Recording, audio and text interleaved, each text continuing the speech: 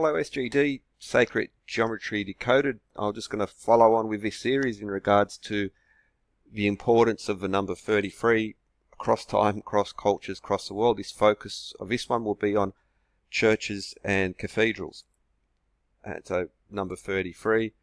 Earlier I did an episode just on religion, so just some of the examples of Christianity and connection, or Judeo-Christianity, but also connections to Masonic traditions as well. For instance, Jacob's ladder. Jacob mentioned 33 times before having this dream, and like the ladder, stairway to heaven.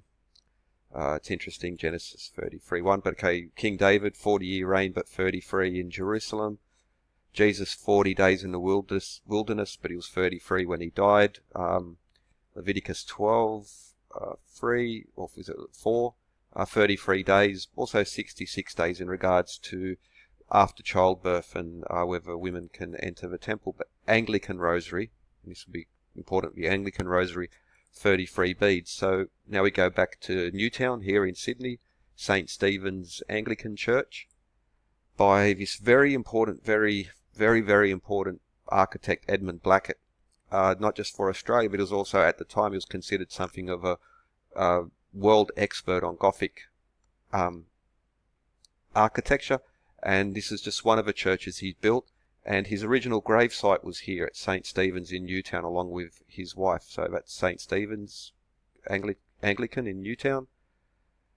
His body was moved to St Andrew's Anglican Cathedral, the major cathedral here in Sydney, and there's a plaque there as well. Now, for instance, it's just a section from one of the booklets at the church, the St Andrew's Anglican Cathedral.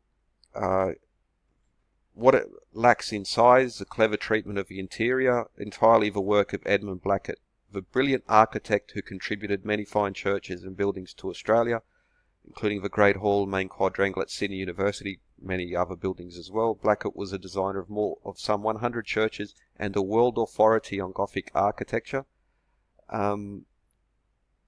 His memorial plaque, so St Andrews are some of the finest examples of 19th century Gothic revival style. It was not the biggest church, but the beauty of it is a very, very beautiful cathedral. It's here in Sydney. We had some excellent architects and the stonemasons here at the time. Brilliant stuff here in Australia. But the tower height, 130 feet, but the height of the cathedral itself, 97 feet. So 130 minus 97 is 33 feet. It's embedded in there as well. But back to St Stephen's Anglican Church, Newtown, by Edmund Blackett. So the height of the spire, 132 feet, or 2 Gunter's chain of 66 feet, or 4, sometimes called Rathbone chain, of 33 feet. So it's a nice division of 33. However, the length of the church is 110 feet long.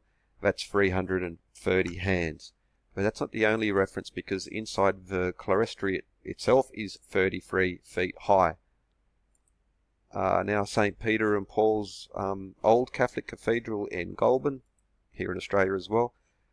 Entering from Burke Street, the visitor beholds an unbroken space of 141 by 33 feet wide. While the transept, so the long axis, so just like cathedrals are designed like a cross, so the long axis to transepts is basically the short piece going across, and they're 33 feet wide and 30 feet high, but 33 feet again in this Catholic cathedral. St. Patrick's Catholic Cathedral in Manhattan, the spires are 330 feet high, which brings us to Chartres Cathedral, which is one of the holy of holies of architecture. And it was at a time when Chartres and these other great early Gothic cathedrals suddenly popped up, this architecture, because before you had Romanesque, and so you had very thick walls with very little windows, very little light. It was a very dark space. What happened?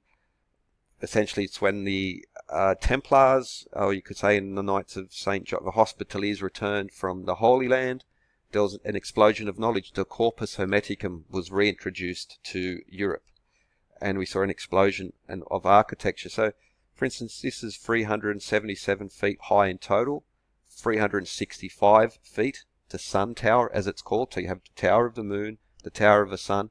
Now the stonework is 365 feet, as in 365 days per year, but the total height is 377. But that's done some videos previously on this, but keep in mind 365 feet, the Tower of the Sun at Chartres. But even the buildings themselves, why they have, essentially, in regards to their height, to their width, it's very thin walls. The walls themselves is largely glass. You have this massive space. This is extreme architecture, astounding architecture. And so other great cathedrals such as Chartres were actually the first buildings higher than the Great Pyramid. But the thing is, these were hollow. And so this architecture doesn't get the recognition that it, because this is hollow. Now piling up and building some shafts, Great Pyramid, awesome architecture. The volume is massive, but there is no ancient architecture that rivals the cathedrals, except for maybe the Pantheon, or the Blue Mosque and Sophia in Istanbul, in that they're hollow.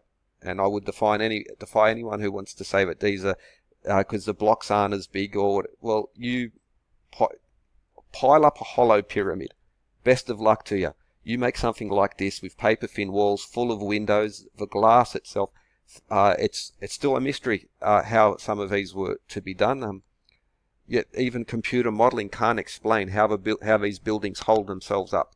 And now, they might not be in the most seismic areas, but over time, there's still, over centuries and centuries, you have a lot of, the Earth is dynamic, and these things are just effing fantastic, and they're just not included because, I don't know why, but this architecture rivals anything, really, not in volume, but in skill, to build a hollow, essentially paper-thin walls and support this height, and the beauty of it. Amazing stuff, amazing. But the nave is 121 feet high. One of another of these amazing cathedrals from this Corpus Hermeticum is Bourges and Bourges. Pardon my pronunciation, but there we see the nave again, and these the domes and the flying buttresses, just brilliant stuff. And that's 121 feet high, the nave. Which brings us to St Paul's Cathedral by Christopher Wren, very famous figure, very important figure. Now the total, so how high is it? It's 365 feet. Chartres Cathedral to the top of the stonework, 365 feet, 377 if you include the entirety of it. But again, multiple references, but St Paul's Cathedral, well, there are 528 steps to the top, which is a nice little tip of a hat to this Hermetic knowledge. But so the length of it, including the front steps, is 555 feet or 6,660 inches. The nave width is 121 feet. And to understand why that is important, we need to go back to, let's begin with Mohenjo-Daro. So one of the standardized street widths in there is 33 feet. The Mohenjo-Daro ruler is 1.1 modern feet, so therefore 30 Mohenjo-Daro feet is 33 feet. However, the Mohenjo-Daro foot of 1.1 feet or 13.2 inches is the same as what was later used, the Royal Babylonian foot, or the Saxon or Drusian or North German foot.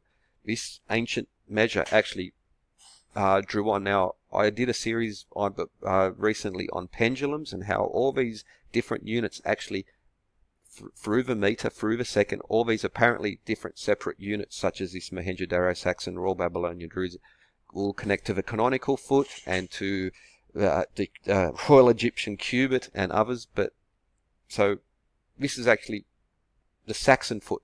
So when we look at Chartres Cathedral now, or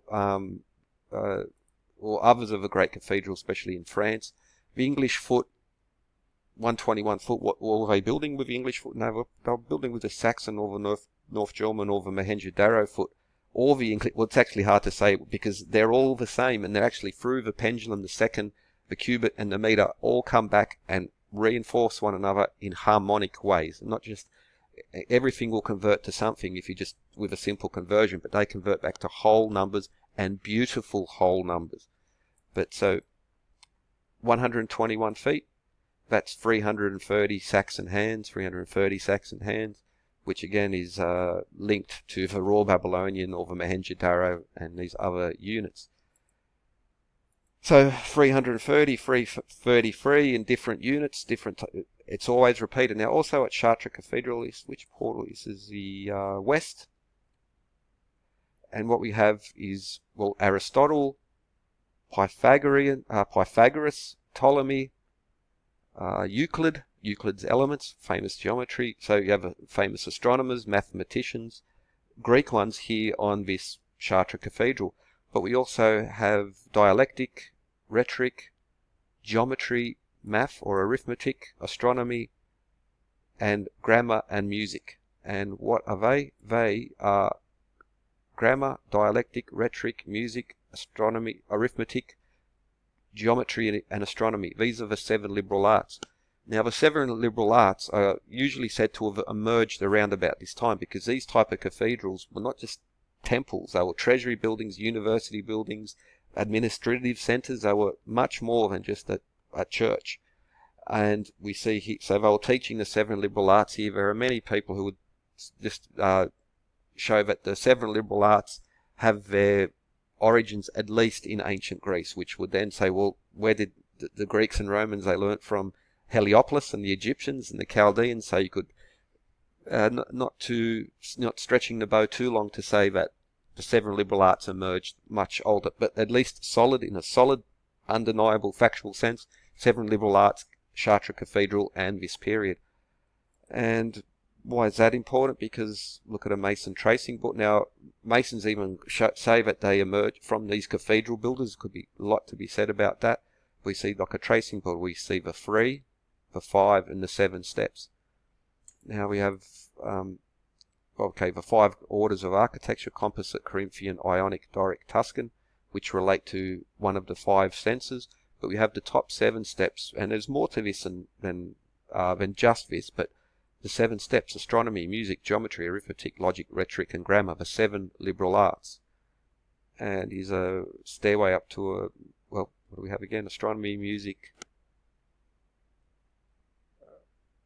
That's geometry, just arithmetic, logic, rhetoric, grammar. We see the 5 Roman orders of architecture, and we have wisdom, strength, and beauty as well, which are the first 3 steps. Now these would also connect to the 3 Greek orders of architecture, which are Corinthian, Ionic, and Doric. We also connect to measure scales. But just as an example, so this inside Chartres and these other cathedrals, you'll see the compass and the square and the masons at work.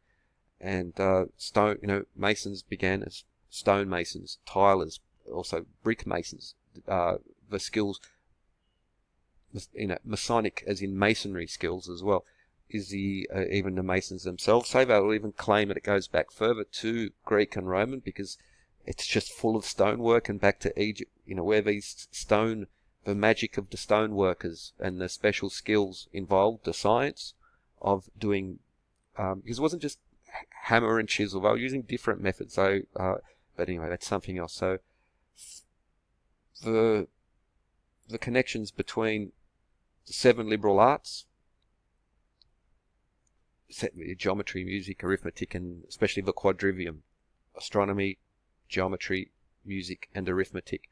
And we see it used by architects, still embedded in all biblical traditions, but also going through to so this is Australia, but again going back to the ancient Gothic cathedrals as well, and it's always in there.